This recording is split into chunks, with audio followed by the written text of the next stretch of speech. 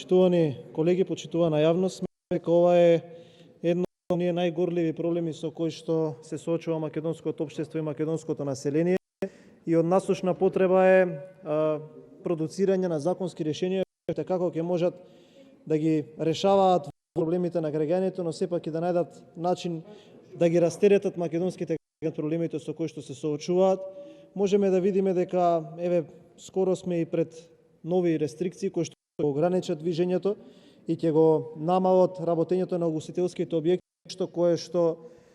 земено во обзир каква е економската моќ, каква е сегашната ликвидност на будут на Република Македонија, ќе нема можност да ги операционализира сите овие луѓе кои што веројатно од утре голем дел нив ќе останат без работа. Кажувам дека е една од клучните работи и тоа што заедно со ковид пандемијата, која што ги засега луѓе од здравствен аспект, од економски аспект, и како луѓето се соочуваат со голем проблем, со недоволни приходи, со апсолутно би кажал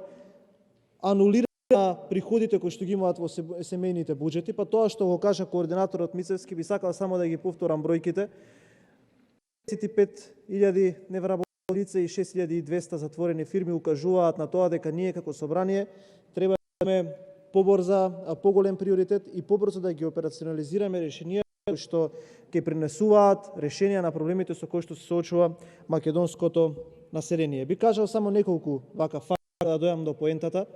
По Евростат ние сме третата најсиромашна земја во светот, пред нас е само Албанија и Херцеговина. Можеме да видиме дека во првиот квартал од 2021 година имаме пад на индустриското производство за 12,2%. Ако можевме да видиме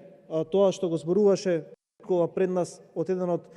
градовите каде што доминантна е индустријата од текстилот, токму тоа индустријата паѓа. Ако има пад на индустриското производство, значи дека невработеноста се зголемува. Ние како собрание мораме да најдеме решение и да бидеме поагилни во насока на продуцирање и нудење на решенија на овие проблеми со кои што се соочува населението. Ќе ми дозволите да искажеме на своја лична констатација. Во изминатиот период често се спомнуваше изразот кочење на собранието. Само би сакал да ве мотивирам, тоа е можно побрзо, да најдете дали имате одредени несогласувања помеѓу вас, можно за да овој пети пакет на мерки дојде побрзо, да не ги спомнувам датумите дека е влезена собраниска процедура во текот на вториот месец, а стана актуелен во третиот месец, дека такво нешто нема потреба да постои. Од тука искажам еден апел до надлежните институции да петиот пакет на мерки, доколку има можност да се моделира согласно ново настанатата ситуација, заради тогаш во вториот месец, кога е составуван и кога е концепиран петиот сет на мерки, веќе бевме во ек на, се убедувавме дека се е во ред, викавме дека све е под контрола и се спремавме за попис, видовме дека јаволот ја однел шегата и дека е многу посериозна ситуацијата, така да ако тој сет на мерки, економски мерки, ве упатувам вас како пратеници од мнозинството, ве молам, разговарајте со оние кои што се задолжени за економија во владата, да го реконцепираат, заради тоа што со новата ситуација многу нови дејности имаат потреби кои што ние ќе треба да им ги едноставно на луѓето и на граѓаните решиме, онаму како што тие бараат од нас и онака како што се за тоа што сме ние платени.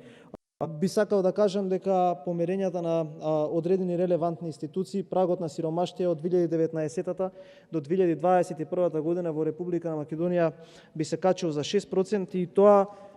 едноставно ни носи предизвик на сите нас овие законски решенија кои што се денеска на дневниот ред, кои што ја обработуваат невработеноста, да им пристапиме со особен интерес и да колку што е можно повеќе да понудиме решенија на населението со сите проблеми со кои што се соочува. Она кое што во наредниот период ќе стане актуелно заради немањето одговор од страна на здравствениот аспект кој што ги детерминира ризикови во општеството, е тоа дека ние не можеме да ја релаксираме економијата со оглед на тоа што нема масовна имунизација на населението и тука здравствените работници подобро од мене знаат дека не можеме да гарантираме безбедност на економијата која што ќе треба да ја зајакнуваме, а можеме да видиме дека нема начин како тоа да се случи во